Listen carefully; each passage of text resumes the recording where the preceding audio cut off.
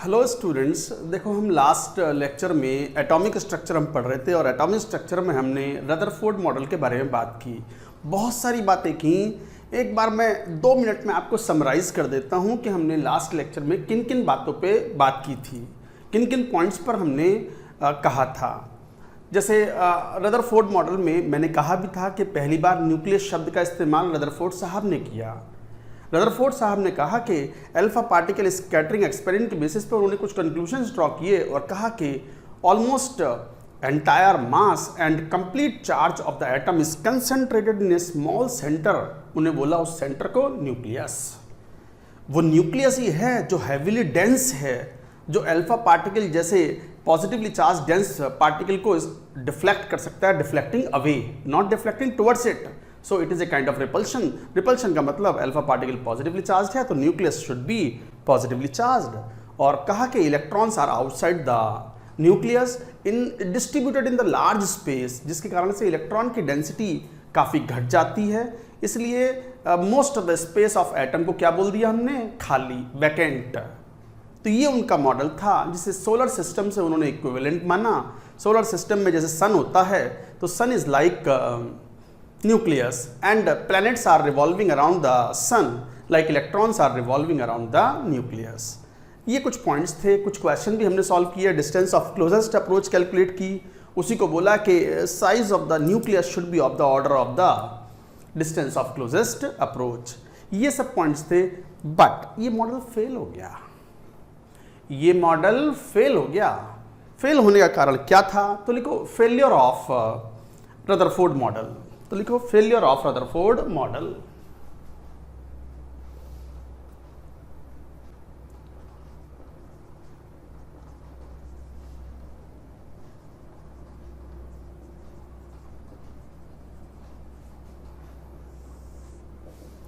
Failure of Rutherford model, देखो Rutherford model fail होने का सबसे बड़ा कारण था Maxwell's wave theory. Maxwell's wave theory, Maxwell की वेव थ्योरी बड़ी फेमस थी।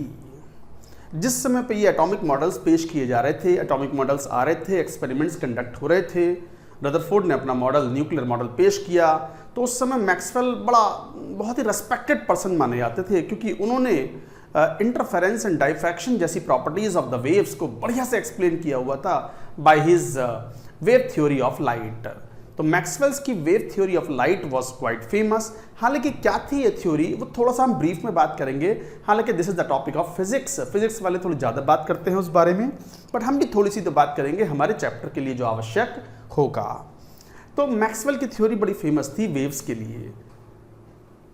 वो थ्योरी इतनी फेमस थी कि मतलब मैक्सवेल साहब ने एक्सपेरिमेंटल एविडेंसेस जो थे उनको बढ़िया से एक्सप्लेन किया हुआ था। जैसे वेव नेचर के कुछ कैरेक्टरिस्टिक प्रॉपर्टीज होती हैं, जैसे इंटरफेरेंस एंड डाइफ्रैक्शन। इंटरफेरेंस का मतलब होता है मिक्सिंग ऑफ टू वेव्स और super position of two waves, और डाइफ्रैक्शन का मतलब होता है bending of A wave through an obstacle और थ्रू एन पार्टिकल। तो ये वेव नेचर के फिनोमिना हैं और ये सक्सेसफुली एक्सपेरिमेंटली एक्सप्लेन किए मैक्सवेल साहब ने अपनी मैक्सवेल वेव थ्योरी के लिए। तो मैक्सवेल वेव थ्योरी से उन्होंने कुछ एक्सपेरिमेंटल फैक्ट्स लाई, जैसे इंटरफेरेंस एंड डाइफ्रैक्शन। इंटरफेरेंस और डाइफ्रैक्शन भी आपको डिटेल में जाने की जरूरत नहीं है, ये सब फिजिक्स का पोर्शन है, you will study in physics. तो ये एक्सपेरिमेंटली बढ़िया एक्सप्लेन किए हुए थे। तो मैक्सवेल साहब बड़े रेस्पेक्टेड, रिवियर्ड पर्सन थे, उनकी थ्योरी काफ़ी वेल नोन थी और उस थ्योरी को ऐसा माना जाता था कि इसकी तो कोई काट या इसका तो कोई वायलेशन हो ही नहीं सकता। बस यही गड़बड़ हुई, रदरफोर्ड साहब एक्सप्लेन नहीं कर पाए मैक्सवेल की थ्योरी से जो एक ऑब्जर्वेशन आया। क्या? मैक्सवेल की वेव जो थ्योरी थी बहुत ही एस्टैब्लिश्ड थी और उस थ्योरी के हिसाब से यदि कोई चार्ज्ड पार्टिकल, माइंडेड, ध्यान से सुनो, यदि कोई चार्ज्ड पार्टिकल अगर मूव कर रहा है under acceleration, then it must lose energy. क्या पॉइंट? मैक्सवेल की वेव थ्योरी के हिसाब से क्या पॉइंट था कि if at all any charged particle is moving under acceleration then it must lose energy. तो फिर लोगों ने ये कहा, जो फिजिसिस्ट थे उस समय, ये केमिस्टों का काम ना है। ये जो एटॉमिक स्ट्रक्चर है ना, this is purely the topic of physics. तो केमिस्ट्री में हम पढ़ रहे हैं, क्योंकि स्ट्रक्चर ऑफ एटम के बगैर हम केमिस्ट्री कैसे पढ़ेंगे। बाकी ये पूरा फिजिसिस्ट की डेवलपमेंट है, तो चाहे वो रदरफोर्ड हो, चाहे वो मैक्सवेल हो, चाहे वो प्लैंक्स हो, चाहे वो आइंस्टीन हो, सब फिजिसिस्ट हैं ये, जिनका कंट्रीब्यूशन एटॉमिक स्ट्रक्चर में बहुत ज़्यादा है। बट हम केमिस्ट्री में पढ़ रहे हैं तो हम केमिस्ट मान लेते हैं थोड़ी देर के लिए, but truly they are all physicist. वापस मुद्दे की बात पे आते हैं। पॉइंट ये था कि रदरफोर्ड की न्यूक्लियर एटॉमिक मॉडल में एक ड्रॉबैक कहा गया और उसका एक्सप्लेनेशन रदरफोर्ड साहब के पास नहीं था। क्या था वो पॉइंट? पॉइंट ये था, मैं एक बार फिर बोल रहा हूँ, फिर लिखेंगे।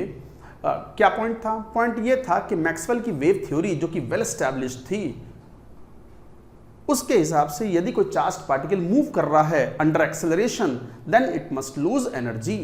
तो फिर लोगों ने ये कहा कि भाई रदरफोर्ड साहब, रदरफोर्ड से क्वेश्चन पूछ रहे हैं, रदरफोर्ड साहब ये न्यूक्लियस के अराउंड आप कह रहे हो इलेक्ट्रॉन सर्कुलर मोशन में मूव कर रहा है, तो इलेक्ट्रॉन एक चार्ज्ड पार्टिकल है और जब वो मूव कर रहा है सर्कुलर मोशन में, तो it is under the state of constant acceleration, radial acceleration omega square r और v square upon are.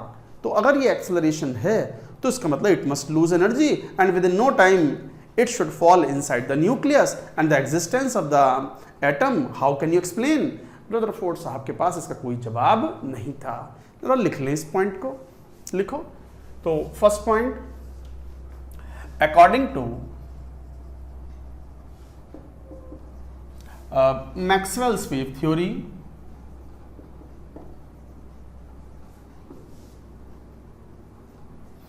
according to Maxwell's wave theory, if a charged particle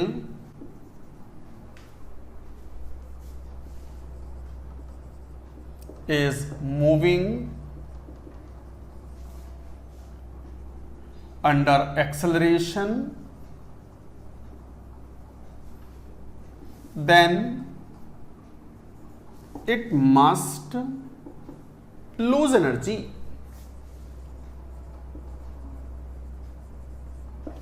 तो according to Maxwell's wave theory, if charged particle is moving under acceleration it must lose energy. तो फिर question किया गया Rutherford साहब से, since electron is moving around nucleus in circular motion, in circular motion under a radial acceleration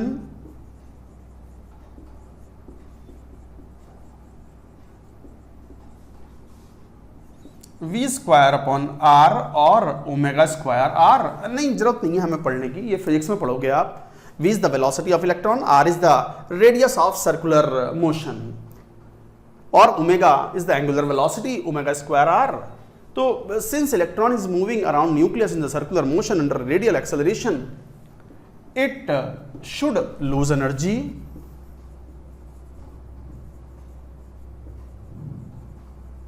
and within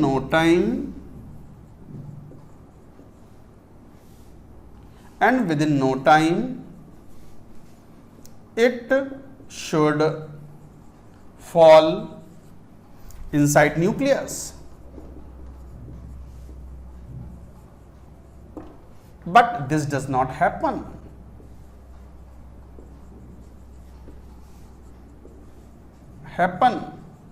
Why? ये question पूछा गया Rutherford साहब से। क्या कहा गया? According to the Maxwell's wave theory, a charged particle is moving under acceleration, it must lose energy. फिर कहा गया कि रदरफोर्ड साहब, since electron is moving around the nucleus in the circular motion under radial acceleration of this much, it should lose energy and within no time it should fall inside the nucleus, but this does not happen. कुछ इस type से।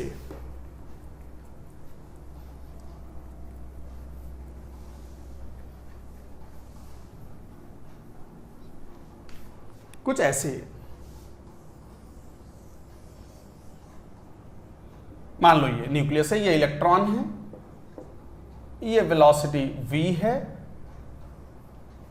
तो ये इस तरीके से बस जाना चाहिए। और within no time it should fall inside the nucleus. So existence of the atom कैसे हुआ, स्टेबिलिटी ऑफ द एटम को एक्सप्लेन करो। ऐसे तो स्टेबल होना नहीं चाहिए और ऐसा होता भी नहीं है। और मैक्सवेल की थ्योरी तो कैसे गलत होगी, बड़ी फेमस थ्योरी थी। रदरफोर्ड साहब ने हाथ खड़े कर दिया, ना भैया मुझे ना पता। रदरफोर्ड साहब ने एक्सप्लेनेशन नहीं दिया, नहीं दे पाए, तो Rutherford could not explain the stability of atom.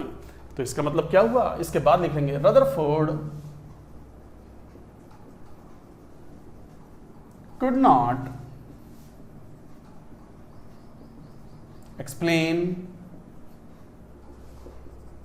stability of atom। तो Rutherford could not explain the stability of atom। ये पहला पॉइंट था। दूसरा पॉइंट जो वो एक्सप्लेन नहीं कर पाए, स्पेक्ट्रम के बारे में कुछ ना बता पाए। वो स्पेक्ट्रम क्या होता है उसके बारे में बात करेंगे बाद में। बट ये कहा गया कि भाई अगर स्पेक्ट्रम, लाइन स्पेक्ट्रम पाया जाता है, जैसे एटॉमिक हाइड्रोजन का स्पेक्ट्रम है, या जो एलिमेंट्स हैं एटम्स का स्पेक्ट्रम लाइन स्पेक्ट्रम होता है या डिसकंटिन्यूअस स्पेक्ट्रम होता है। Rutherford could not explain all that. तो Rutherford could not explain the line spectrum of hydrogen, atomic hydrogen. तो हाइड्रोजन के लाइन स्पेक्ट्रम को रदरफोर्ड एक्सप्लेन नहीं कर पाए। इसके बारे में भी उन्हें कुछ आइडिया नहीं था, इसके बारे में उन्होंने कोई स्टडी नहीं की। तो ये थे मेन दो failure points of Rutherford nuclear model. But Rutherford के न्यूक्लियर मॉडल से सबसे बड़ी बात क्या मालूम हो गई, न्यूक्लियस। आज भी जो मोस्ट एडवांस्ड मॉडल है, wave mechanical model given by Schrodinger wave equation, आज उसमें भी न्यूक्लियस है। तो रदरफोर्ड की सबसे बड़ी उपलब्धि थी न्यूक्लियस का एग्जिस्टेंस। तो ये था रदरफोर्ड्स न्यूक्लियर मॉडल, उसके फेलियर, उसके features, everything we talked about. And now we move on to the next. ये तो हो गया रदरफोर्ड मॉडल। कुछ टर्म्स यूज करते हैं एटम्स के बारे में। तो लिखो some definitions related to atom. तो ये साफ कर देते हैं, एक बार नोट कर लो आप।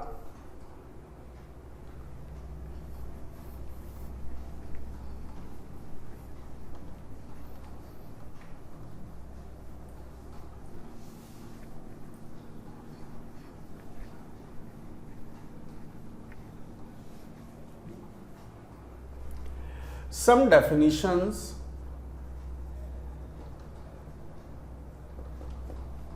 about atom। एटम के बारे में कुछ डेफिनेशंस होती हैं। जैसे पहला, एटम का सिंबल हम यूज करते हैं, मान लो कोई एलिमेंट X है, हालांकि ये हम बता भी चुके हैं पहले, और यहाँ Z यूज करते हैं, यहाँ A यूज करते हैं, और कई बार ऐसे भी X Z A। ये जो Z है that is atomic number. Atomic number is nothing but number of electrons is equal to number of protons in an atom. तो किसी इलेक्ट्रॉन में number of atoms, number of electrons और protons को हम atomic number बोलते हैं। This is called mass number, which is number of protons plus number of neutrons, या फिर total number of nucleons, total number of nucleons। collectively proton and neutrons are called nucleons। तो उन्हें nucleons भी बोलते हैं। तो एक ये सिंबल यूज करते हैं, X एलिमेंट हो गया, Z एटॉमिक नंबर हो गया, A is the mass number of that element. Second, isotope पहले भी डिफाइन कर चुके हैं। What is isotope? आइसोटोप एक ही एलिमेंट के वो एटम्स हैं विच have same atomic number but different mass number. Atoms of same element having same atomic number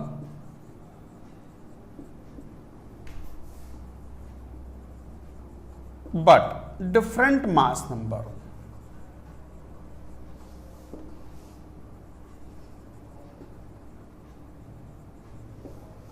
atoms of the same element having same atomic number but different mass number, ये कहलाते हैं isotopes. और ये आप जानते भी हो, हाइड्रोजन बहुत फेमस है, 1H1, 1H2, 1H3, और ध्यान दो 1H3 इज ट्राइटियम, इसे ट्राइटियम बोलते हैं,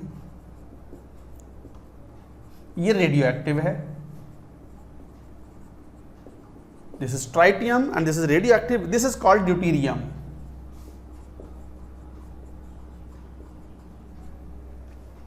इसे बोलते हैं प्रोटियम। ड्यूटेरियम ही हैवी वाटर बनाता है। नॉर्मल वाटर जो हम पानी पीते हैं, पानी कौन सा पानी समझते हो ना, ये वाला, हाँ देखो ये,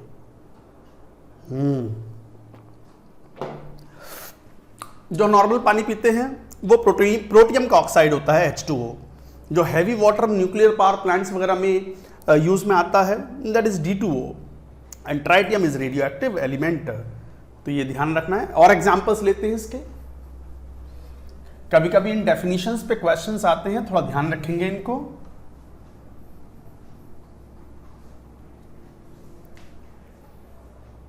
जैसे ये मैंने बताया भी है, D2O क्या कहलाता है, हैवी वाटर। अच्छा, और एग्जांपल्स ऑफ आइसोटोप्स, आइसोटोप्स के और एग्जांपल्स जैसे Cl35, 7Cl37, ये ऑक्सीजन O16, O17, O18। तो ये सब क्या हैं, ये सब आइसोटोप्स ही तो हैं। तो ये थे आइसोटोप्स, एक ही एलिमेंट्स के वो एटम्स जिनके atomic number same, mass number अलग अलग। एक होते हैं आइसोबार। तो लिखो हेडिंग, कौन सा नंबर, 3rd। ये लिख लिया होगा, एक बार इसको हटा करके साफ कर लेंगे।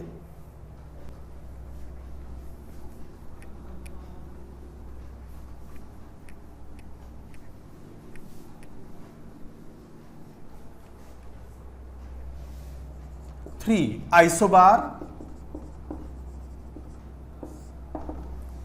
आइसोबार्स कौन से होते हैं, अलग अलग एलिमेंट्स के, तो atoms of different elements,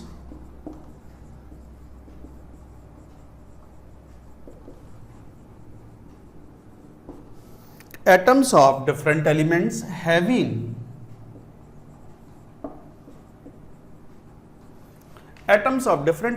having same mass number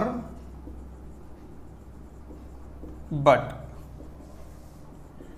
different atomic number। इस टाइप से, जैसे आर्गन 1840, ये एक आइसोटोप होता है, ये एक आर्गन का एक पर्टिकुलर आइसोटोप है। Argon, potassium 1940, calcium 1940, so like that. और जैसे 2He4, 2He3, 1H3, देखो mass number same, mass number same.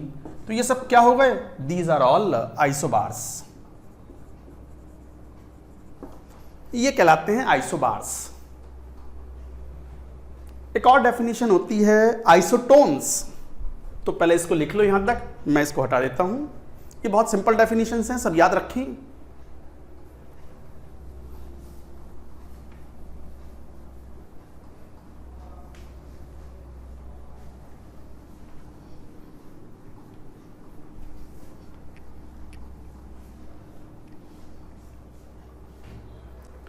Now कौन सा नंबर था ये, 1 2 3 4।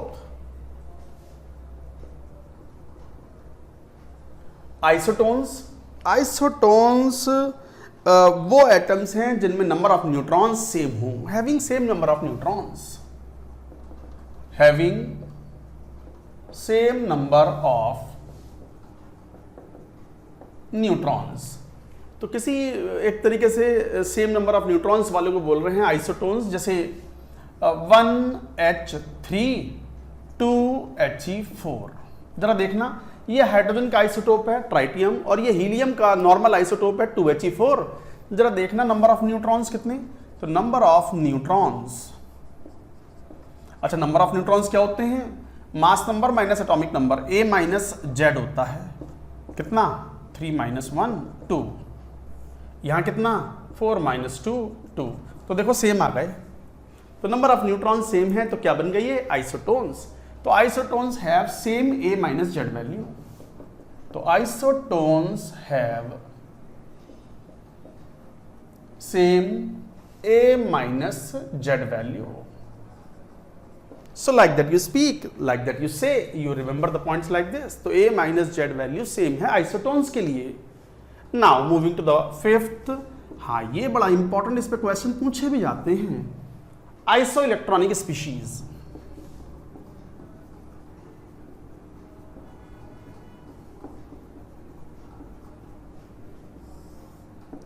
आइसो इलेक्ट्रॉनिक स्पीशीज ये वो स्पीशीज हैं जिनमें total number of electron same हैं। आयंस भी हो सकते हैं, न्यूट्रल मॉलिक्यूल्स भी हो सकते हैं। तो species having same number of total electrons,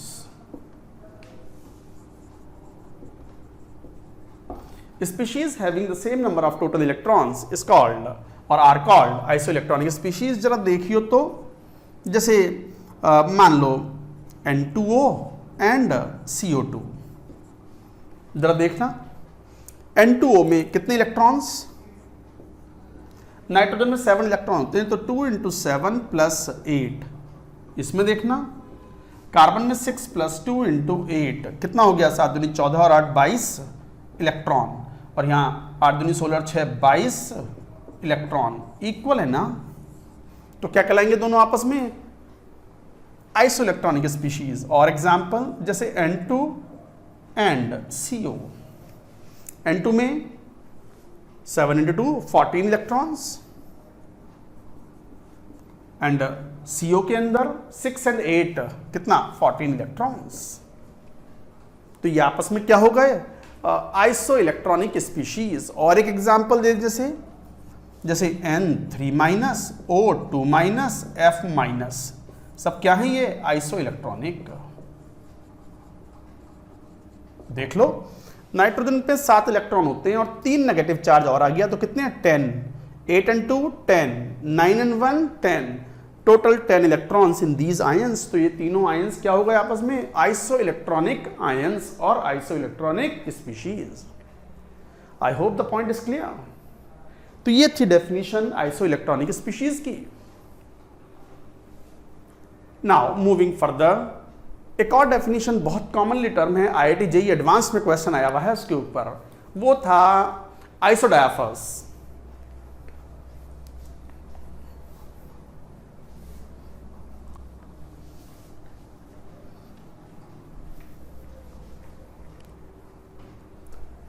sixth, इसको भी हटा देते हैं।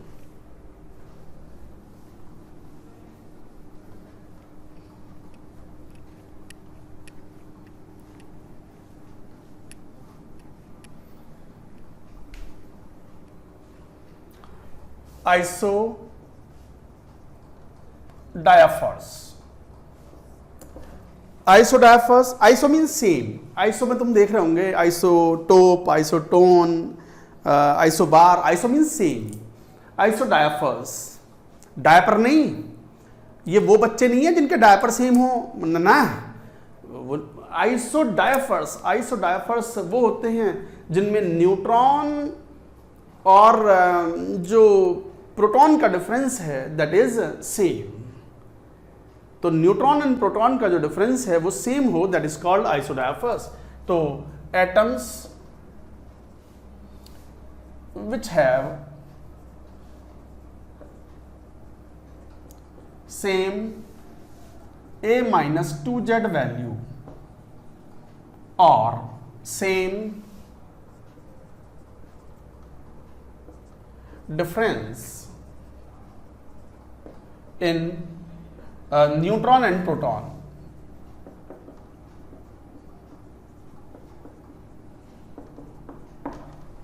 तो isodiaphers atoms which have same a minus 2z value और same difference in the neutron and proton.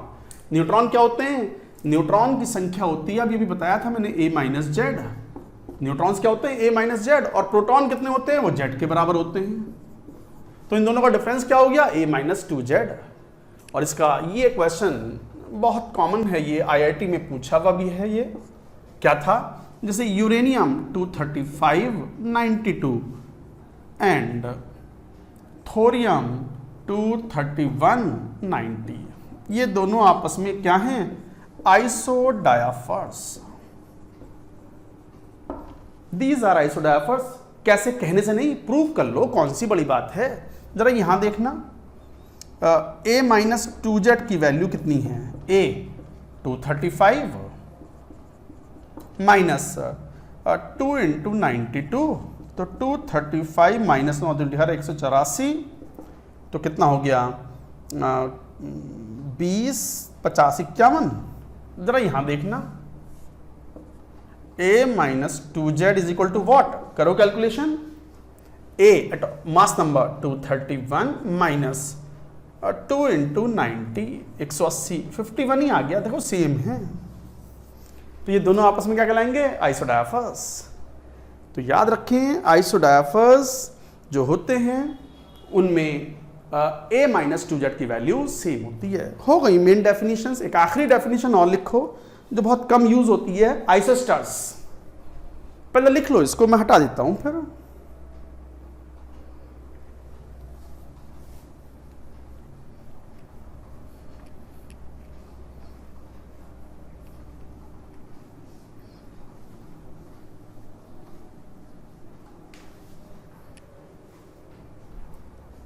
Seventh, आइसोस्टार्स। अच्छा, आइसोस्टार्स क्या होते हैं, ये वो स्पीशीज हैं जिनमें एटॉमिसिटी सेम हो एंड नंबर ऑफ इलेक्ट्रॉन्स भी सेम हो। तो सेम एटॉमिसिटी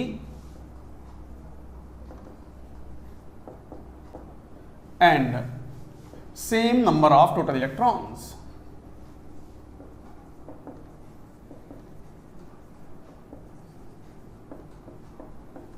तो same atomicity and same number of total electrons, ये कहलाएंगे आइसोस्टार्स। जैसे एग्जांपल N2CO देख लो, और एग्जांपल जैसे N2O CO2। N2 total number of electrons 14, diatomic triatomic. These are the examples of isosters. तो ये कुछ डेफिनेशंस थी बच्चों, इनको याद रखें। इनके ऊपर भी कई बार क्वेश्चंस जेईई मेन में पर्टिकुलरली पूछे जाते हैं। एडवांस में भी वो आइसोडायाफर्स आया हुआ है, तो ऐसा नहीं है। IIT के एक्चुअल पेपर्स में ऐसा नहीं है पूरा पेपर ही टफ होता है। 60-70% तो पेपर इजी होता है, 10-15% मॉडरेट और 10-15% टफ होता है, और वो टफ वाला पोर्शन ही टॉप रैंक्स डिसाइड करता है। बाकी सिलेक्शन अगर होने के लिए किसी को अगर IIT एडवांस में अगर 2000-2500 रैंक लेके आनी है तो बहुत एक्स्ट्रा ऑर्डिनरी होने की जरूरत नहीं है। नहीं हो, अच्छी बात है, बट ऐसा नहीं कि हम बहुत शार्प, बहुत एक्स्ट्रा ऑर्डिनरी होंगे तभी क्वालिफाई कर पाएंगे। No, so many average students qualify IIT JEE, so many seats are there. बस हार्ड वर्क करते रहें, जुटे रहें, लगे रहें। तो ये थी डेफिनेशंस, ये था रदरफोर्ड मॉडल। अब रदरफोर्ड मॉडल के बाद में हम आगे की बात करेंगे जिसमें हम और मॉडल पढ़ेंगे, बट उससे पहले हम Planck's quantum theory, black body radiation, photo electric effect, ये सब बातें पढ़ेंगे। बट उससे पहले हमें वेव नेचर का जानना जरूरी है। तो यहां तक की बात के बाद हेडिंग लिखो वेव नेचर और वेव। एक बार इसको लिख लें, मैं हटा देता हूं।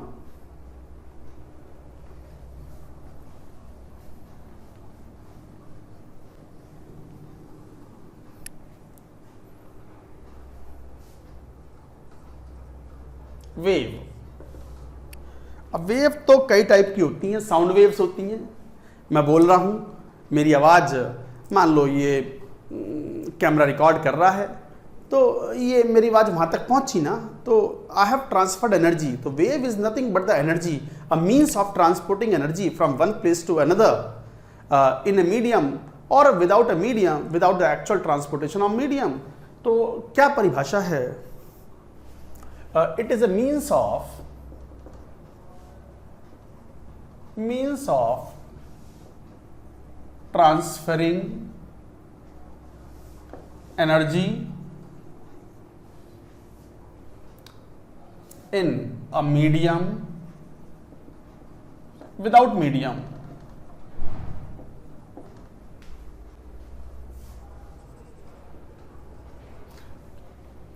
इलेक्ट्रोमैग्नेटिक वेव्स जो होती है, जैसे लाइट है, सूरज की रोशनी के लिए मीडियम की आवश्यकता नहीं है, एयर मीडियम की आवश्यकता नहीं है, बट साउंड वेव्स को मूव करने के लिए मीडियम की आवश्यकता है। तो जैसे मैं बात करूंगा अभी, तो it is a means of transferring energy in a medium without medium from one place to another.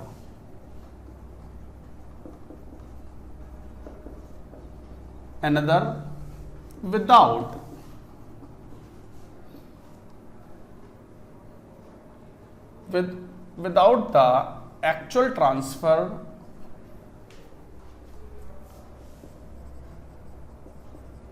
of medium particles.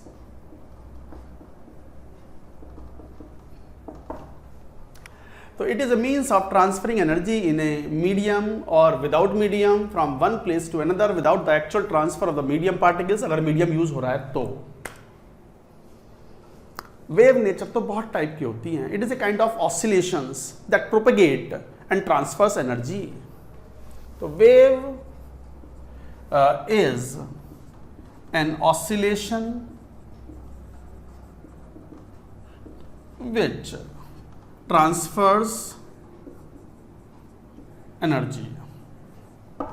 तो वेव ऑसिलेशंस होते हैं विच ट्रांसफर्स एनर्जी।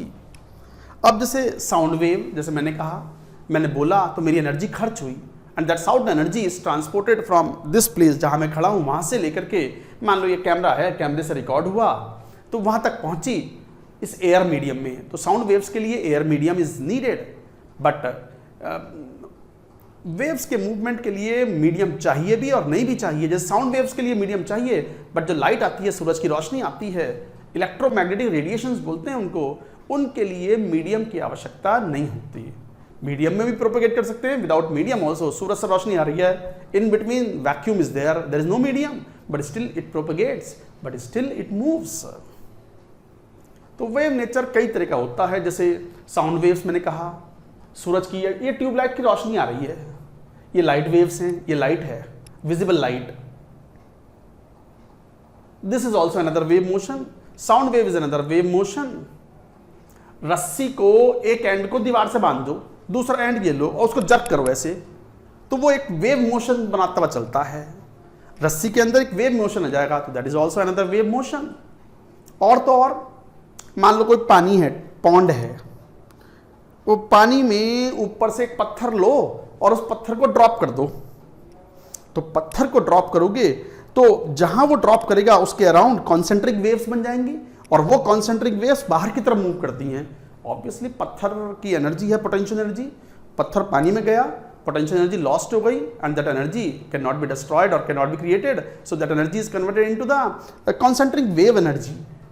तो पानी की वेव्स जो हैं वो प्रोपेगेट करती हैं आउटसाइड। अच्छा, पानी की वेव्स बाहर की तरफ मूव करती हैं ऐसे करके, बट पानी के पार्टिकल्स, वाटर के पार्टिकल्स या मीडियम, पानी कौन है वहां? मीडियम। तो मीडियम के पार्टिकल्स प्रोपेगेट नहीं करते। जैसे एग्जाम्पल देखो, ये बड़ा एग्जाम्पल एनसीईआरटी भी लिखता है। मान लो एक पॉन्ड है, एक पत्थर ड्रॉप किया, साथ में एक कॉर्क का टुकड़ा भी पड़ा है। आपने जैसे ही पत्थर ड्रॉप किया तो वेव्स बनी, और वो वेव्स बाहर की तरफ मूव करेंगी, एनर्जी ट्रांसपोर्ट करेंगी, बट वो कॉर्क वहीं मूव करता रहेगा। कॉर्क तो पानी के पार्टिकल्स के ऊपर है ना, वाटर के मॉलिक्यूल्स के ऊपर। तो वाटर के मॉलिक्यूल्स थोड़ी मूव कर रहे हैं। ऐसे थोड़ी कि पत्थर डाला, सारा खड्डा और बिल्कुल बाहर नीचे तक पूरा कुआं बन गया। कुआं ऐसा बनता है क्या कि एक बड़ा सा पत्थर डाल दो, सारा पानी ऐसे होता है क्या? पानी तो वही है ना। तो क्या हुआ, वाटर के पार्टिकल्स या मीडियम के particles do not propagate, only energy transfers from one place to another. हालांकि wave nature again the subject of physics. अब बात आती है कि some terms are defined with respect to the wave nature. तो some definitions about wave nature तो लिखो।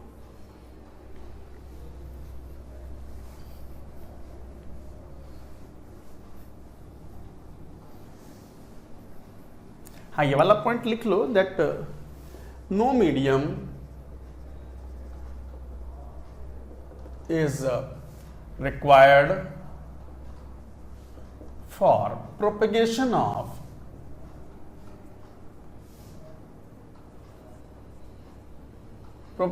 of electromagnetic waves or light। Light को या ईएम मतलब इलेक्ट्रोमैग्नेटिक वेव्स, पढ़ेंगे इसको भी अभी। अब लिखें सम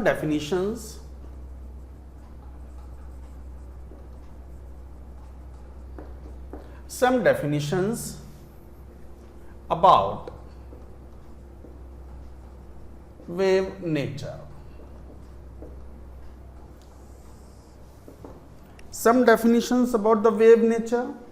जैसे एक बहुत सिंपल सा वेव नेचर लेते हैं, सिनोसॉइडल वेव। जैसे ये ले लो एक, मान लो ये direction of propagation of wave है।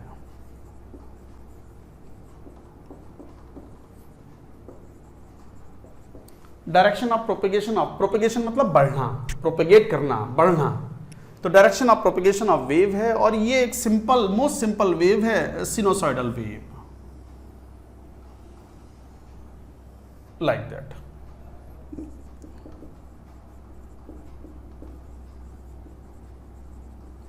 सिनोसॉइडल वेव है ये डायरेक्शन ऑफ प्रोपेगेशन है, और ये वेव नेचर है। ये जो इसके पीक्स आते हैं, दैट इज कॉल्ड क्रेस्ट, और ये जो बॉटम्स आते हैं that is called trough. Crest, trough. Height of the crest और depth of the trough is called A. इसे एम्पलीट्यूड बोलेंगे अभी डिफाइन करेंगे। दो एडजेसेंट क्रेस्ट्स के बीच की जो लीनियर डिस्टेंस है that is called wavelength lambda. और ये कंप्लीट ऑसिलेशन हुआ, एक कंप्लीट ऑसिलेशन में जितनी लीनियर डिस्टेंस ट्रेवल हुई दैट इज कॉल्ड लैम्डा। तो it is a linear distance travelled in one oscillation that is called wavelength lambda. अभी यूज करेंगे उसको। And number of waves formed in 1 second और number of oscillations. हर एक oscillation को एक wave बोल देते हैं हम। एक ऑसिलेशन एक वेव, दूसरा ऑसिलेशन 2 वेव। एक ऑसिलेशन कौन सा है, देखो ये वाला है, ऊपर गई यहां आ गई, ये एक ऑसिलेशन। अच्छा, ये सिनोसॉइडल वेव है। सिनोसॉइडल वेव मतलब जैसे साइन थीटा वर्सेस थीटा। मान लो थीटा हॉरिजॉन्टल एक्सिस पर हो और साइन थीटा वर्टिकल एक्सिस पर हो, तो साइन थीटा का थीटा के साथ जो वेरिएशन है वो इस टाइप का होता है, इसलिए बोलते हैं सिनोसॉइडल वेव। अच्छा, वेव तो बहुत टाइप के हो सके हैं, सुन लो। अब जैसे वेव ये भी हो सकती है कि डाइंग वेव, इनिशियली उनके एम्पलीट्यूड बहुत ज्यादा थे बट धीरे धीरे धीरे धीरे वो डिसिपेट हो गई एनर्जी उसकी। ऐसी भी हो सकती है, बढ़ती जाए, ऐसी भी हो सकती है बढ़ता जाए। जैसे ये वेव नेचर आपका होमवर्क टाइप का, कि होमवर्क पहले कम था फिर बढ़ता जाएगा फिर बढ़ता जाएगा। शुरू में लगेगा कितना आसान है IIT JEE, अगले महीने ना 2-3 महीने बाद, बट जुटे रहोगे तो सब हो जाएगा। तो ये वेव नेचर तो बहुत टाइप के होते हैं, हम तो बहुत सिंपल ले रहे हैं। एक वेव नेचर ये भी हो सकता है, मान लो जैसे वो होता है ना टेलीविजन में, मान लो मूवी देख रहे हैं, पिक्चर के अंदर, मूवी के अंदर मान लो हीरो है, उसे किसी रिलेटिव का एक्सीडेंट हो गया, वो अस्पताल में है, मान लो अंकल जी हैं, कोई बहुत बुढ़े से एक्सीडेंट हो गया। तो दिखाते हैं ना कई बार कि वो जो ICU में पड़े हुए हैं और उनका वेव नेचर ऐसे चल रहा है, और एक ऐसा जाती है, मतलब मालूम पड़ जाता है गए, निमट गए, ये प्लेन आ गई, कि मतलब निमट गए। तो ये भी एक वेव नेचर ही तो है। हार्ट बीट जो होती है उसका मूवमेंट है ये, और ये प्लेन आ गई और आवाज भी आती है, तो आप समझ जाते हो ना, गए। ये भी एक वेव नेचर है, but we are talking about the simplest wave nature, sinusoidal wave, और उनमें ये टर्म डिफाइन करेंगे। खैर ये तो सब इधर उधर की बातें हो गई, मेन मुद्दे पे आते हैं। Let us talk about the definitions of the various waves. तो चलो बात करते हैं, ये मैं दोबारा बनाता हूं, आप इसको नोट कर लो, तो फिर मैं हटा करके दोबारा बनाता हूं इसको।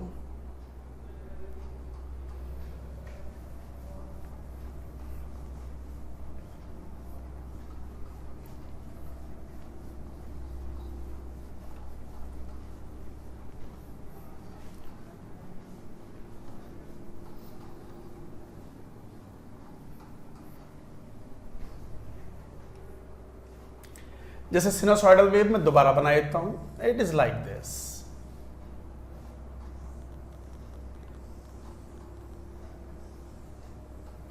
Like that. तो ये क्रेस्ट से ये ट्राफ्स थे, linear distance in one oscillation is called wavelength lambda, या दो क्रेस्ट के बीच की दूरी या दो ट्राफ्स के बीच की दूरी, that is lambda, and this is amplitude A. तो पहला टर्म डिफाइन करेंगे यहां पर, we will talk about amplitude हो गया, वेवलेंथ हो गई, तो फर्स्ट वेवलेंथ, इसका सिंबल हम लैम्डा यूज करते हैं, क्या बोलेंगे इसको, लैम्डा। Red lambda. तो what is wavelength? It is the linear distance travelled by the wave in one oscillation. linear distance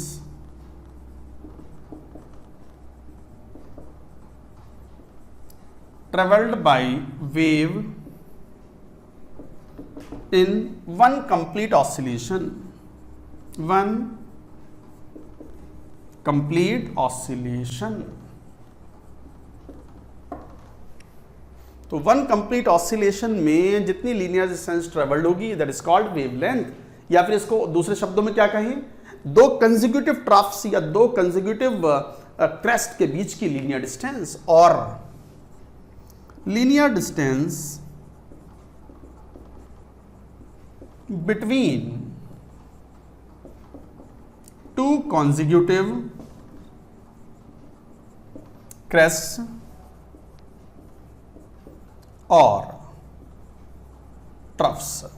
तो it is a linear distance between two consecutive crests और troughs, तो ये कहलाएगा वेवलेंथ। वेवलेंथ की unit क्या होगी? तो यूनिट तो लेंथ है, तो यूनिट मीटर और एंगस्ट्रॉम और नैनोमीटर। अब ये तो पता ही है, 1 angstrom is equal to how many metre, 10 to the power -10 metre. ये सब आपको पता है, ये तो ध्यान रखें, एनसीईआरटी भी थोड़ा बहुत साथ में पढ़ें। जैसे वो आपको पहली जो मॉड्यूल मिला था ना, इंट्रोडक्शन टू केमिस्ट्री, उसकी थ्योरी में भी देखेंगे तो बहुत सारे डेफिनेशन, बहुत सारी चीज़ें लिखी हुई हैं उसमें डिस्टेंसेस के। अब सेंटीमीटर तो पता ही है, 10 की पावर -2, मिलीमीटर 10 की पावर -3, एंगस्ट्रॉम 10 की पावर -6, माइक्रोमीटर 10 की पावर -6, एंगस्ट्रॉम 10 की power -10, 1 nanometre 10 to the power -9 metre, 1 picometre 10 to the power -12 metre. So like that you say. तो इसका मतलब यहां से 1 नैनोमीटर की जरूरत पड़ती है, तो वो किसके बराबर है? 10 एंगस्ट्रॉम। 10 एंगस्ट्रॉम। तो ये सब टर्म थोड़ा ध्यान रखेंगे। तो wavelength is the linear distance travelled by wave in one complete oscillation. Now moving to the second one, time period. मैं इसको हटा देता हूं, नोट कर लो।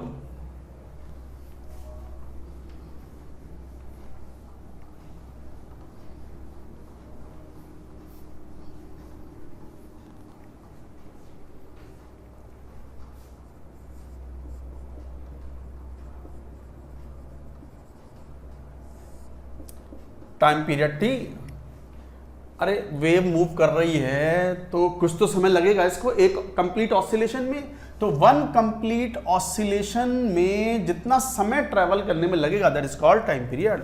सो it is the time taken by wave for one complete oscillation एक complete oscillation करने में जो समय लगता है that is called time period. अच्छा, एक ऑसिलेशन में कितनी लीनियर डिस्टेंस ट्रेवल की, लैम्डा। तो और ऐसा भी लिख सकते हो, time taken to move linear distance lambda. Lambda distance travel करने में जो समय लगता है किसी वेव को, दैट इज कॉल्ड, क्या बोल देंगे उसको, time period.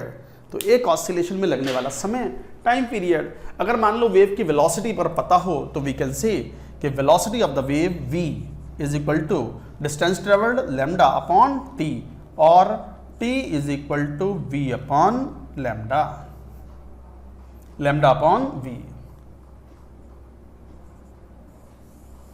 where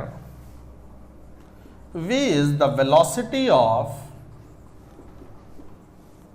wave। Wave की वेलोसिटी अगर v हो, lambda is the distance travelled, t time period will be equal to lambda upon v। But ध्यान दो, वेव नेचर तो बहुत टाइप के हो सकते हैं। साउंड वेव्स, उनकी वेलोसिटी अलग होती है। इलेक्ट्रोमैग्नेटिक वेव्स, उनकी वेलोसिटी अलग होती है। इलेक्ट्रोमैग्नेटिक वेव्स मतलब लाइट, सूरज की रोशनी, इस ट्यूबलाइट से आने वाली या बल्ब से आने वाली रोशनी, उसे बोलते हैं इलेक्ट्रोमैग्नेटिक रेडिएशंस और लाइट। तो लाइट के लिए v की वैल्यू सबको पता होती है, वो c के बराबर होती है। That means speed of light कितनी, बोलो कितनी, 3 × 10⁸ मीटर पर सेकेंड। तो लिख भी देंगे for electromagnetic radiations, EM radiations मतलब इलेक्ट्रोमैग्नेटिक रेडिएशंस, और light,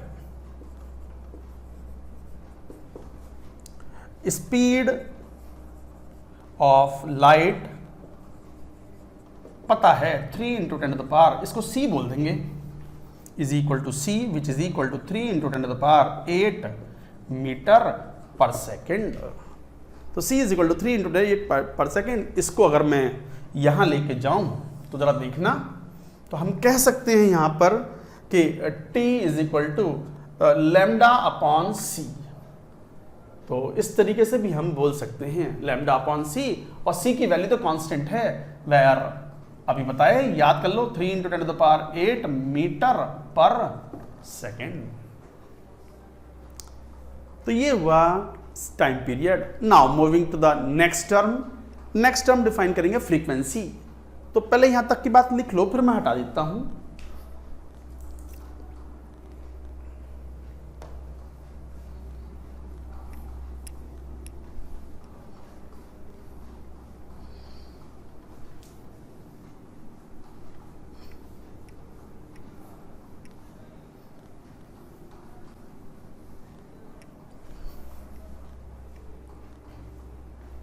Now the next term, third, frequency।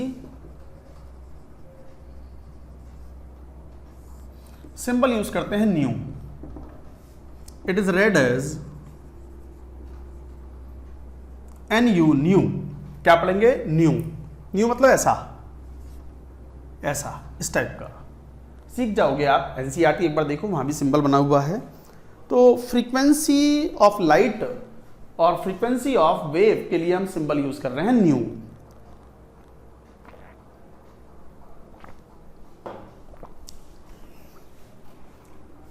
What is frequency?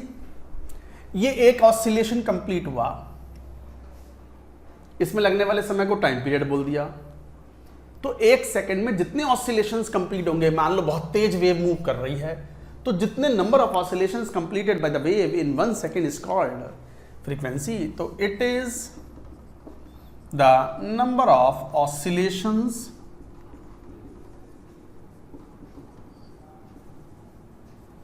completed by wave in 1 second। एक सेकंड में कंप्लीट होने वाले जो ऑसिलेशंस हैं उन्हें बोलते हैं फ्रीक्वेंसी। अब जरा ध्यान से देखना, एक ऑसिलेशन कंप्लीट करने में कितना समय लगता है, t सेकंड। तो सिंस t सेकंड, t मतलब टाइम पीरियड में कितने ऑसिलेशंस कंप्लीट होते हैं, 1 oscillation completed.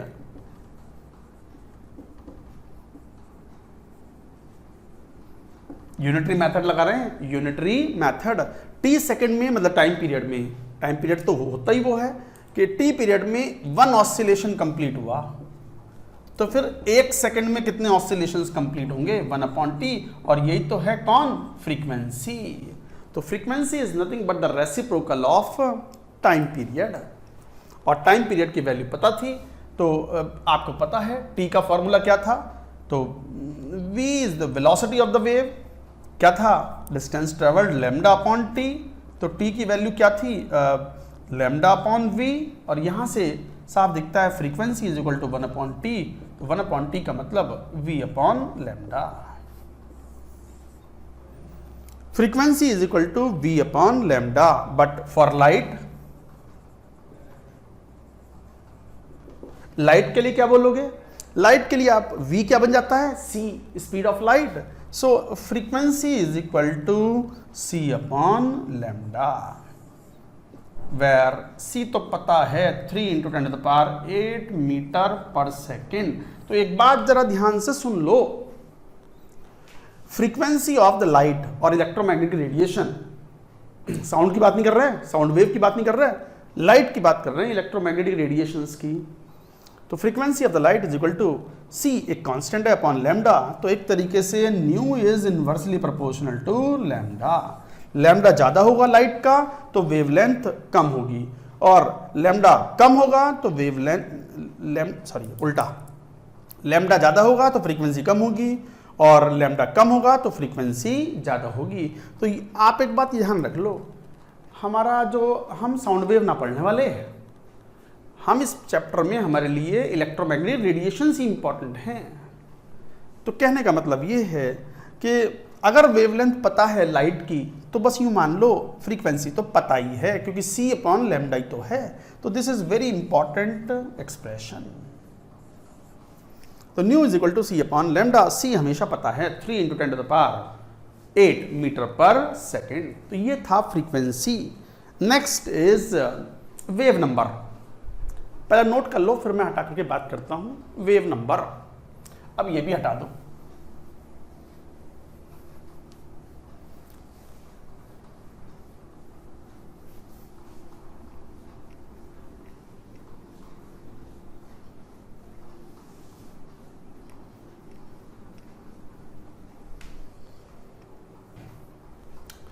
Fourth, wave number, इसे कई बार हम न्यू बार कैसे रीड करते हैं? रेड एज न्यू बार। वेव नंबर न्यू बार क्या है ये? दिस इज 1 अपॉन लैम्डा, मतलब 1 मीटर में कितनी वेवलेंथ हैं, तो it is the number of wavelengths per unit length, और ये फॉर्मूला न्यू बार का होता है 1 अपॉन लैम्डा। तो wave number nu bar is equal to 1 upon lambda. तो याद रखें फॉर्मूला, कभी कभी क्वेश्चन पूछते हैं तो you should know. And the fifth, amplitude. तो एम्पलीट्यूड ऑफ वेव क्या होता है? It is the height of the crest और डेप्थ ऑफ द ट्रफ। तो it is the height of crest और depth of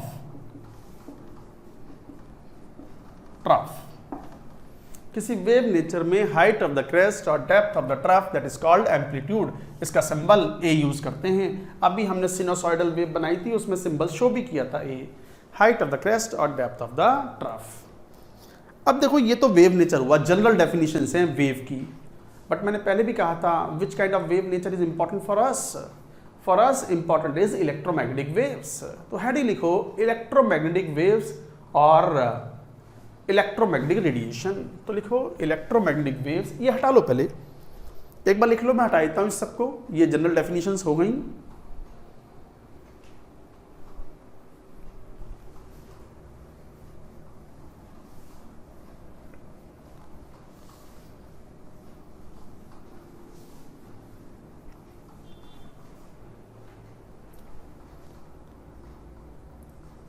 इलेक्ट्रोमैग्नेटिक वेव्स और electromagnetic radiations और EM radiations, EM waves.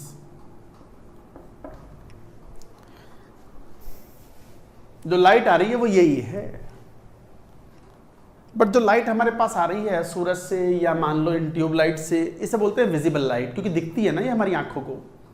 बाकी इलेक्ट्रोमैग्नेटिक रेडिएशंस केवल विजिबल लाइट ही नहीं होती, उसके अलावा एक्स रेज हुआ, गामा रेज हुआ, अल्ट्रावायलेट लाइट हो गई, रेडियो वेव्स हो गई, माइक्रोवेव्स हो गए, वो सब भी हैं। तो इलेक्ट्रोमैग्नेटिक वेव्स और इलेक्ट्रोमैग्नेटिक रेडिएशंस क्या है ये? It is the oscillating electric and magnetic fields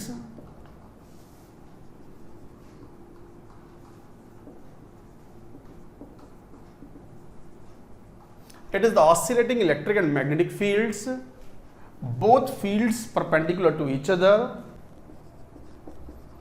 both fields perpendicular to each other and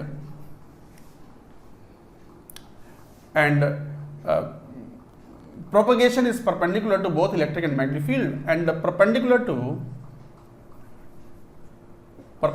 to direction of propagation.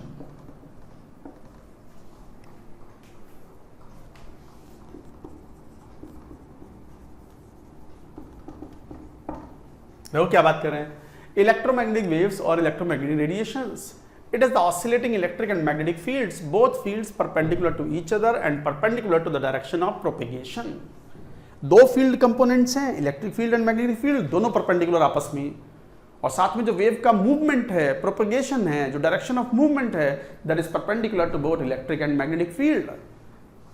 इस टाइप से मैं बनाने की कोशिश करता हूं, वो देखो इस टाइप से, जैसे मान लो ये डायरेक्शन ऑफ प्रोपगेशन है,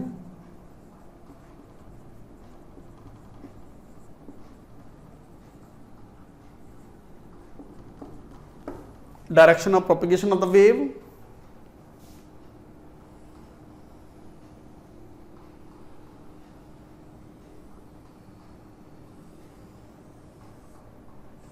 इस टाइप से।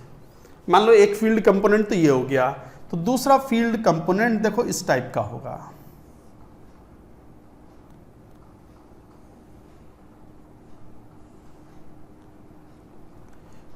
ये इस डायरेक्शन में, तो दूसरा देखो ये है,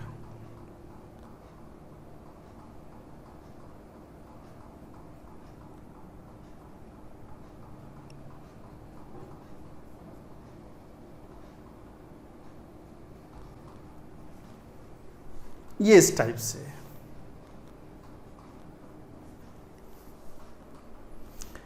ये दोनों परपेंडिकुलर हैं, मान लो ये x डायरेक्शन, ये y डायरेक्शन और ये z डायरेक्शन। तो जैसे ये मान लो इलेक्ट्रिक फील्ड है और ये मैग्नेटिक फील्ड है B, सिंबल यूज करते हैं इलेक्ट्रिक फील्ड स्ट्रेंथ को E से और मैग्नेटिक फील्ड स्ट्रेंथ को B से। फिजिक्स में हमें ना मतलब, मैंने तो लिख दिया, कोई बात नहीं, आपको नहीं याद करना। इलेक्ट्रिक फील्ड अगर मान लो XY प्लेन में है, तो फिर जो मैग्नेटिक फील्ड है वो XZ प्लेन में होगी, ऐसे ही। जैसे मान लो ये ऐसे मान लो वेव यूं मूव कर रही है, अगर यूं मान लो इस तरीके से मूवमेंट है, तो ये इलेक्ट्रिक फील्ड का है, तो मैग्नेटिक फील्ड का मूवमेंट हॉरिजॉन्टल प्लेन में, एक मूवमेंट वर्टिकल प्लेन में है तो दूसरा हॉरिजॉन्टल प्लेन में, लाइक दिस। एनसीईआरटी में देखना, डायग्राम बढ़िया दिया हुआ है। तो इस तरह का जो मूवमेंट है that is called electric and magnetic field perpendicular to each other and both are perpendicular to the direction of propagation of the wave. This is called electromagnetic radiations. अब ये electromagnetic radiations जो होते हैं वो wide variety के होते हैं। तो लिखो इलेक्ट्रोमैग्नेटिक स्पेक्ट्रम। हालांकि स्पेक्ट्रम तो हम बाद में डिफाइन करेंगे कि क्या होता है, जनरल स्पेक्ट्रम भी और एटॉमिक हाइड्रोजन का स्पेक्ट्रम भी। आईआईटी में क्वेश्चन तो उसी के आते हैं, बट अभी हम जनरल बात करते हैं इलेक्ट्रोमैग्नेटिक स्पेक्ट्रम की। पहले ये नोट कर लो,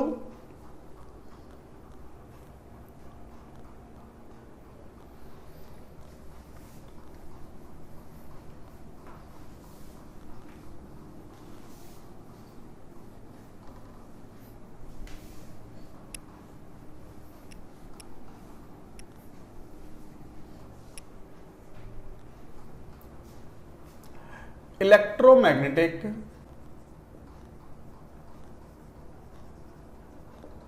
स्पेक्ट्रम।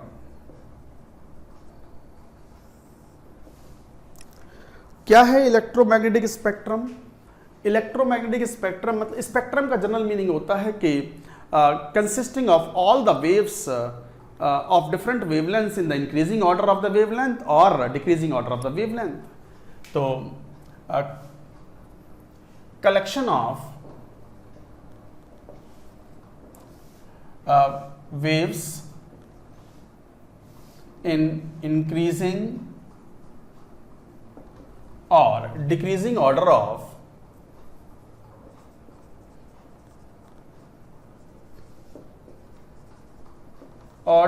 wavelengths, तो collection of the various waves, various और लिख लो यहाँ, तो collection of the various waves in increasing और decreasing order of the wavelength is called spectrum. Spectrum का सबसे कॉमन एग्जांपल है रेनबो, सतरंगी। रेनबो बरसात के बाद में, बारिश के बाद में, you know very well, after the rain sometimes rainbow दिखता है आकाश में, इन द एटमॉस्फेयर, एक ऐसे टाइप का। तो it consist of the various colours, 7 colours होते हैं जिसे हम विबग्योर बोलते हैं, वॉयलेट से लेकर के रेड तक विबग्योर। तो वो क्या है? वो स्पेक्ट्रम ही तो है, spectrum of the various wavelengths. पानी की जो ड्रॉपलेट्स होती हैं बरसात के बाद में, उनसे लाइट जो है वो डिफ्रैक्ट होती है and it forms the rainbow. Rainbow is the spectrum. तो collection of the various wavelengths और various waves in the increasing और decreasing order of the wavelength is called spectrum. इसे बोलते हैं इलेक्ट्रोमैग्नेटिक स्पेक्ट्रम। अब इलेक्ट्रोमैग्नेटिक लाइट जो होती है या इलेक्ट्रोमैग्नेटिक स्पेक्ट्रम, वो एक वाइड वैरायटी का होता है विच कंसिस्ट ऑफ, तो वो इस तरीके से करता है स्पेक्ट्रम।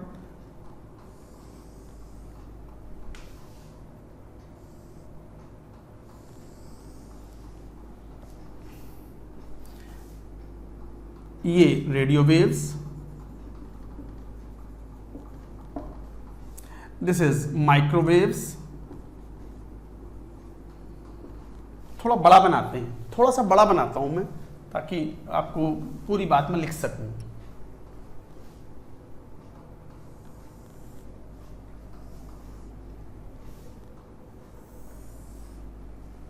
जैसे ये रेडियो वेव्स, रेडियो वेव्स कहाँ काम आती हैं आपको पता है? रेडियोज में आप गाने सुनते हो एफएम पे, तो एफएम पे या रेडियो पे जो ब्रॉडकास्ट होता है, गाने आते हैं, प्रोग्राम्स आते हैं, they are through the electromagnetic waves. कौन सी वेव्स? Radio waves. माइक्रोवेव्स,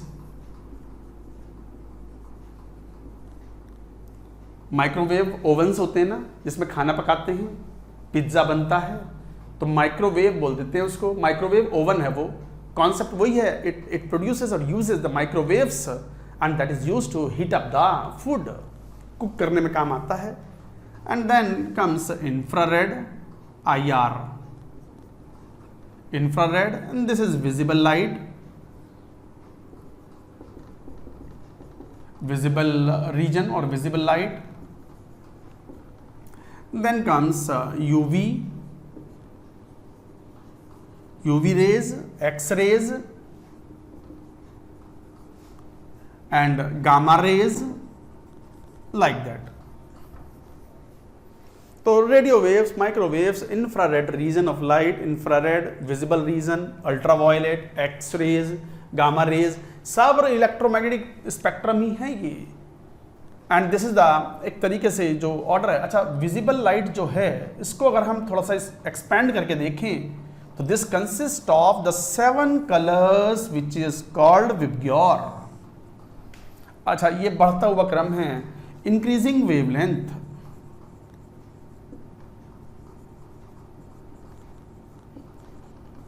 बढ़ता हुआ, लेफ्ट से राइट जा रहे हैं तो वेवलेंथ बढ़ रही है, तो वेवलेंथ बढ़ रही है तो रेड की वेवलेंथ सबसे ज्यादा होती है, तो ये विबग्योर हो गया, विबग्योर,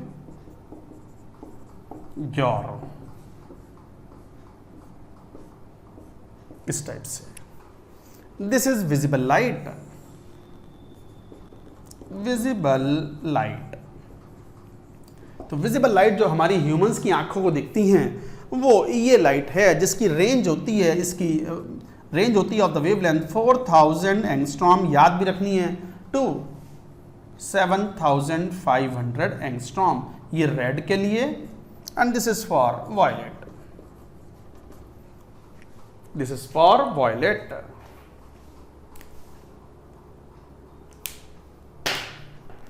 तो इलेक्ट्रोमैग्नेटिक स्पेक्ट्रम में वेरियस टाइप ऑफ सब इलेक्ट्रोमैग्नेटिक वेव्स हैं, ये रेडियो वेव्स, फ्रीक्वेंसी वाइज या wavelength wise they are different, and visible light is the light which is visible to the human eyes, and वो it consist of, जब उसको और study करते हैं हम, एक नाइकल एक प्रिज्म होता है, उससे अगर हम डिविएट कराते हैं और एक फोटोग्राफिक प्लेट पर रिसीव करें तो जो विजिबल लाइट है, जो सूरज से आने वाली रोशनी है या ट्यूब लाइट से आने वाली रोशनी है, ये 7 कलर में बंट जाती है, सतरंगी हो जाती है, उसे बोलते हैं हम विबग्योर।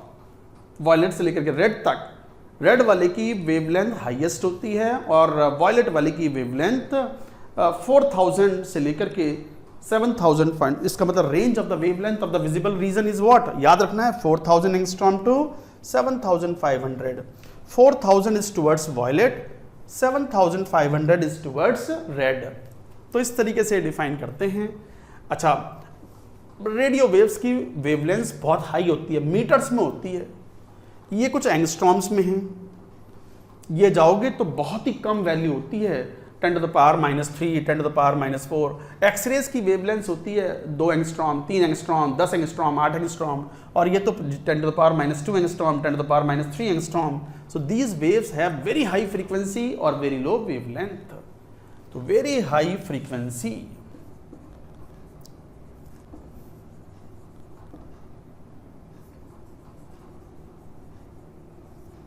और वेरी लो वेवलेंथ, जबकि ये रेडियो वेव्स वगैरह क्या हैं, हाई वेवलेंथ।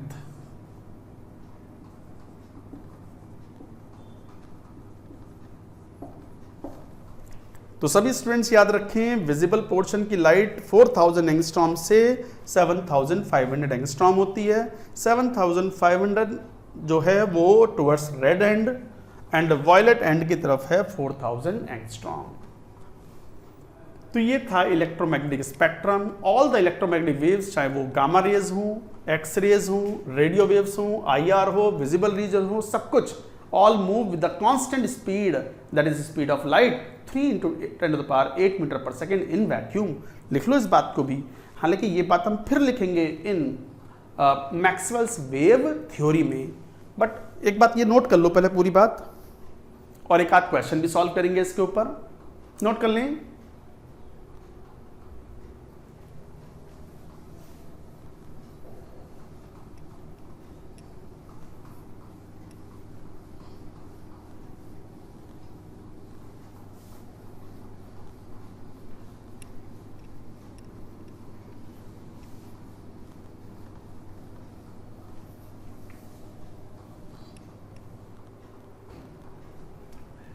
क्या point, all EM radiations,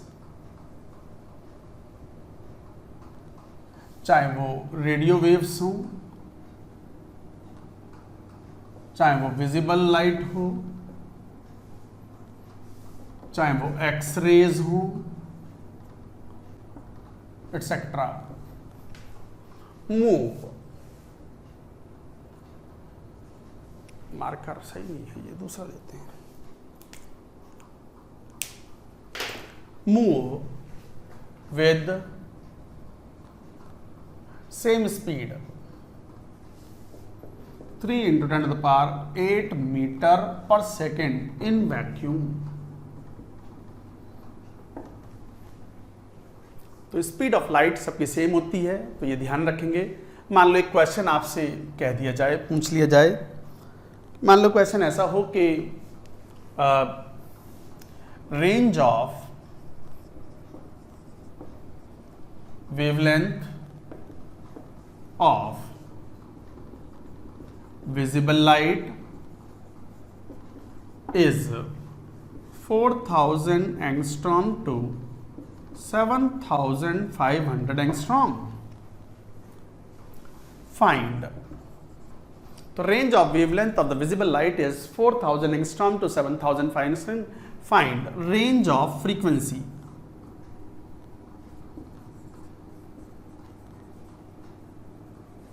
frequency की रेंज बताओ। तो फॉर्मूला तो पता है आपको, देखो कैसे, आपको पता है frequency nu is equal to light के लिए c अपॉन लैम्डा, और c तो पता है कितना, 3 × 10⁸ मीटर पर सेकेंड। तो 4000 एंगस्ट्रॉम से 7500 एंगस्ट्रॉम, ये तो लैम्डा था, तो फ्रीक्वेंसी कितनी हो गई, तो न्यू कितना हो गया, c अपॉन लैम्डा, तो 3 × 10⁸ metre per second upon metre में लेना, यूनिट का ध्यान रखना भैया। ऊपर अगर स्पीड मीटर पर सेकंड में है तो नीचे लैम्डा भी मीटर में लिया जाना है, और एंगस्ट्रॉम को मीटर में कन्वर्ट करना कोई नई बात नहीं है। कभी कहो सर ये तो हमें पता ही नहीं। 4000 × 10⁻⁻10 ये आ गया हर्ट्ज। अच्छा, फ्रीक्वेंसी की यूनिट क्या होती है, हर्ट्ज और पर सेकेंड। लिख लेना वो नोट्स में अपने, मैंने शायद लिखा नहीं था। फ्रीक्वेंसी की unit hertz, HERTZ, hertz physicist के नाम पर ही है, और पर सेकेंड से लेकर के कहाँ तक, 3 × 10⁸ metre per second upon 7500 × 10⁻⁻10 hertz. करोगे सॉल्व तो मेरे ख्याल से 10⁻⁷ 7.75, तो 7.5 × 10⁻14 हर्ट्ज टू, ये 7.5 से डिवाइड करोगे तो 7 × 28, 4 × 10⁻14 हर्ट्ज। बस यही आंसर है, दैट्स इट। चाहो तो ये वैल्यू भी याद कर लो। विजिबल लाइट जो हमारी आंखों को दिखती है, जो लाइट, ध्यान दो, सूरज की जो रोशनी है ना, उसका मेजर पोर्शन तो विजिबल लाइट ही है, but there is some portion in the ultraviolet zone, और वो ultraviolet zone, most of the ultraviolet light is absorbed by ozone layer in the upper atmosphere. आपको पता भी है, ओजोन लेयर एक तरीके से सेव कर ली हमें। तो harmful rays, ultraviolet rays of the sunlight are mostly absorbed by ozone layer, but ozone layer is getting depleted because of the various reasons like refrigerants used in refrigerators or air conditioning systems। हालांकि आजकल काफ़ी modified refrigerants आ गए हैं, जो gases आ गई हैं, जो AC में या फ्रिज में यूज़ होते हैं, वो डिप्लीशन नहीं करते। तो दिस इज़ द क्वेश्चन, इस तरीके से सॉल्व करना था। We have solved. ये था इलेक्ट्रोमैग्नेटिक स्पेक्ट्रम, ये था वेव नेचर के बारे में। इस चैप्टर के लिए हमें ये चाहिए होगा। After this let us talk about Maxwell's wave theory. हाँ, लेकिन मैक्सवेल वेव थ्योरी हमारे जेईई सिलेबस में नहीं है, फिजिक्स वाले पढ़ाएंगे आपको, और जब पढ़ाएंगे तब पढ़ाएंगे। हमें कुछ पॉइंट्स चाहिए, उसके क्या पॉइंट्स हैं वो हमें चाहिए होगा। तो हेडिंग लिखो, Maxwell's wave theory.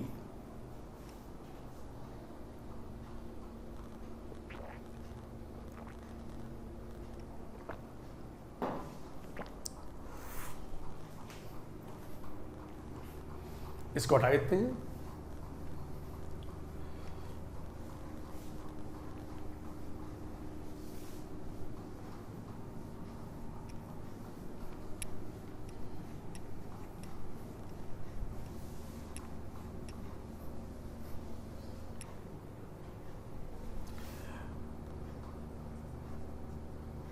Maxwell's wave theory.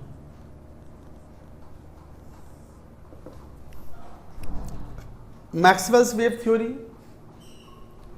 देखो बात ऐसी है कि जैसे मैंने पहले कहा था अभी आज के लेक्चर के शुरुआत में कि रदरफोर्ड साहब का मॉडल फेल हुआ because of Maxwell's wave theory.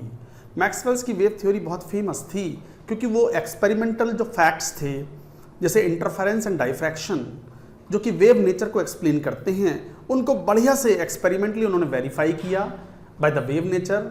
Interference is the intermingling of two waves and diffraction is the bending of the wave through an obstacle or the particle। हालांकि इंटरफेरेंस और diffraction की definitions हम अभी नहीं पढ़ेंगे, आप physics में पढ़ेंगे, बट हम टर्म यूज करेंगे इंटरफेरेंस एंड डाइफ्रैक्शन, और ये भी पढ़ेंगे कि इंटरफेरेंस एंड डाइफ्रैक्शन किसकी कैरेक्टरिस्टिक प्रॉपर्टी है? वेव नेचर की, वेव नेचर की। और मैक्सवेल ने वेव थ्योरी में अपने वेव नेचर के बारे में कहा कि जो लाइट मूव करती है या साउंड वेव्स मूव करती हैं, नाम ही आ रहा है उसमें साउंड वेव और light, it has the wave nature, और उसके कुछ पॉइंट्स थे, तो लिखेंगे इस बात को। Maxwell considered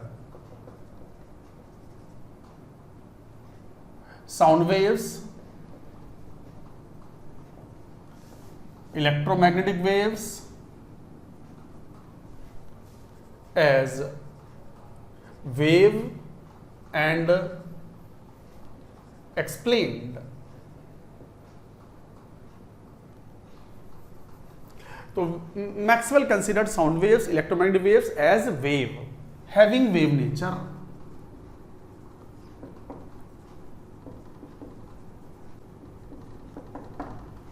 for electromagnetic waves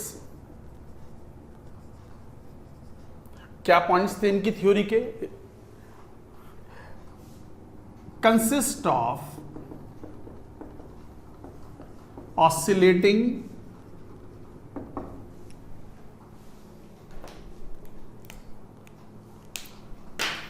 consists of oscillating electric and magnetic field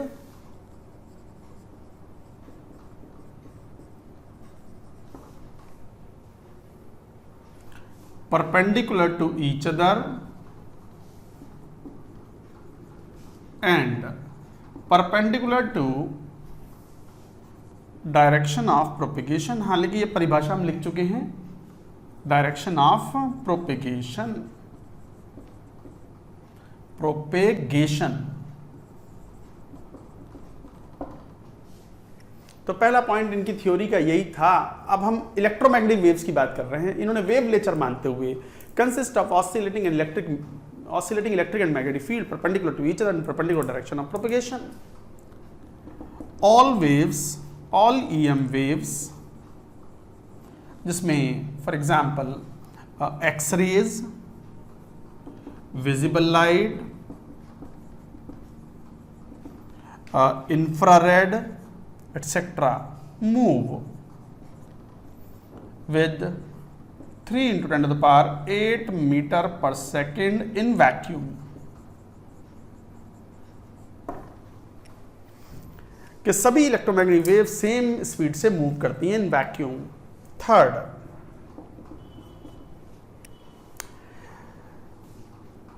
explained successfully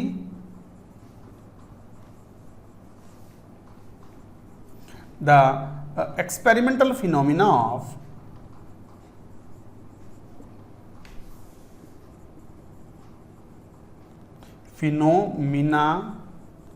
of interference and diffraction।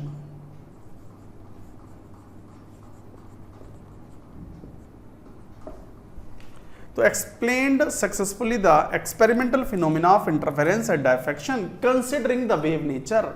Electromagnetic waves को वेव मानते हुए उन्होंने इंटरफेरेंस एंड डायफ्रैक्शन एक्सप्लेन किया। इनफैक्ट याद रखो, interference and diffraction are the characteristic property of the wave nature. इस बात को भी लिखेंगे। ये मार्कर बिल्कुल खत्म सा हो गया, नीले से लिख के देखता हूं। ये ऊपर वाला पॉइंट हटा रहा हूं, ये भी नीचे लिखा रहेगा।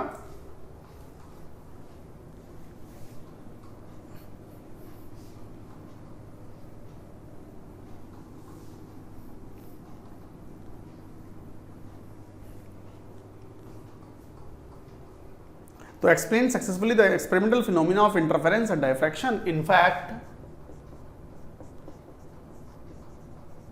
अरे दिख रहा है, चलो ठीक। In fact interference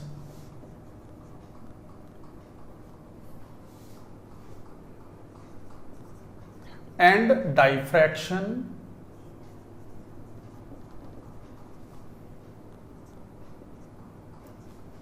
are the characteristic phenomena of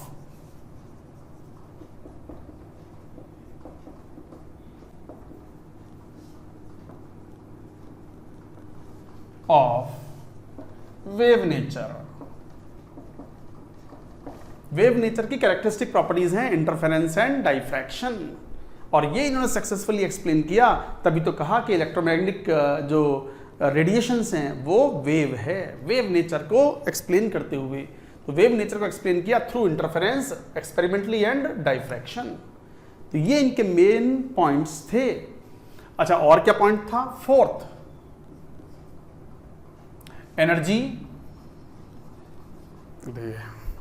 energy of electromagnetic wave is directly proportional to square of amplitude, amplitude का स्क्वायर।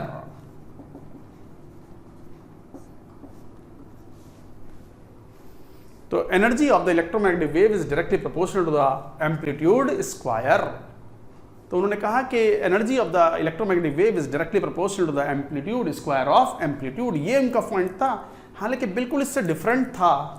मैक्सवेल वेव थ्योरी से बिल्कुल डिफरेंट था the particle nature of light given by Maxwell, वो बाद में आएंगे। अब ये तो इनकी थ्योरी के फीचर्स थे। फेल कहाँ हुए? ये फेल नहीं, फेल कहाँ हुए? कहाँ फेल हुए मैक्सवेल साहब? मैक्सवेल साहब का एक छत्र राज था, बिल्कुल सुप्रीमेसी थी, because of the explanation of the interference and diffraction. But कुछ और एक्सपेरिमेंटल फिनोमिना आए उसी टाइम पर, black body radiation and photo electric effect, and black body radiation and photoelectric effect could not be explained by Maxwell's wave theory। तो पहली बार लोगों का विश्वास डगमगाया मैक्सवेल की थ्योरी से। मैक्सवेल की थ्योरी बड़ी फेमस थी because it was able to explain the experimental facts like interference and diffraction, and interference and diffractions are the characteristic properties of wave nature। तो मैक्सवेल की वेव नेचर की theory को कोई challenge करने वाला था ही नहीं। तभी आइंस्टीन साहब ने फोटो इलेक्ट्रिक फिनोमिना एक्सप्लेन किया, फोटो इलेक्ट्रिक इफेक्ट को एक्सप्लेन किया, और उसी समय एक और कॉन्सेप्ट आया, ब्लैक बॉडी रेडिएशन। क्या है ये, वो बाद में पढ़ेंगे। और जब मैक्सवेल की थ्योरी को इन पर अप्लाई किया गया तो ये मैक्सवेल की थ्योरी फेल हो गई। तो मैक्सवेल पहली बार यहां डगमगाए। पहली बार लोगों को लगा कि मैक्सवेल की theory is not everything, Maxwell's theory is not able to explain all the experimental facts. Maxwell theory explains successfully interference and diffraction but fails to explain black body radiation and photoelectric effect। और तभी एक theory आई, कौन सी? Planck's quantum theory. और Planck's quantum theory successfully explained black body radiation and photoelectric effect. पहले तो planks पर किसी ने विश्वास ही नहीं कहा। प्लैंक्स ने कहा, अभी आएंगे प्लैंक्स की थ्योरी पे बाद में, कि ये जो ट्यूब लाइट से रोशनी आ रही है ये वेव नहीं है, it is coming in the form of small packets, जिसे फोटोन बोला गया। तो लोग हंसे, पैकेट्स, नोटों के पैकेट है क्या, ये पैकेट के रूप में आ रहे हैं? बट नहीं, प्लैंक्स की क्वांटम थ्योरी को सपोर्ट किया आइंस्टीन साहब ने और कहा कि Planck's quantum theory successfully explains the photo electric effect. जहां पर कौन फेल हो चुके थे? मैक्सवेल साहब अपनी वेव थ्योरी को लेकर फेल हो चुके थे। जब आइंस्टीन रेस्क्यू करने आए, आइंस्टीन बचाव में आए, किसके? प्लैंक्स के। तब प्लैंक्स पर लोगों को विश्वास हुआ और प्लैंक्स की क्वांटम थ्योरी गेन्ड मोमेंटम। तो अल्टीमेटली कॉन्सेप्ट क्या निकला? मैक्सवेल्स की वेव थ्योरी, वेव नेचर की जो थी, that was successfully able to explain interference and diffraction but fails to explain black body radiation and photo electric effect. ये बात लिख भी लेंगे, हालांकि इस कहानी को मैं दोबारा फिर बताऊंगा इन the next video lecture, but अभी तो पहले इसकी बात लिख लें, एम्पलीट्यूड का स्क्वायर। तो ड्रॉबैक क्या था? ड्रॉबैक ऑफ मैक्सवेल्स थ्योरी ये था कि Maxwell's wave theory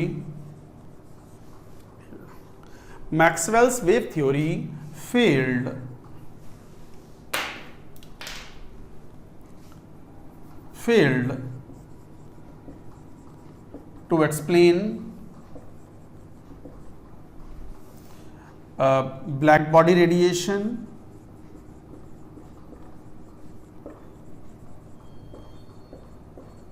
and photoelectric effect.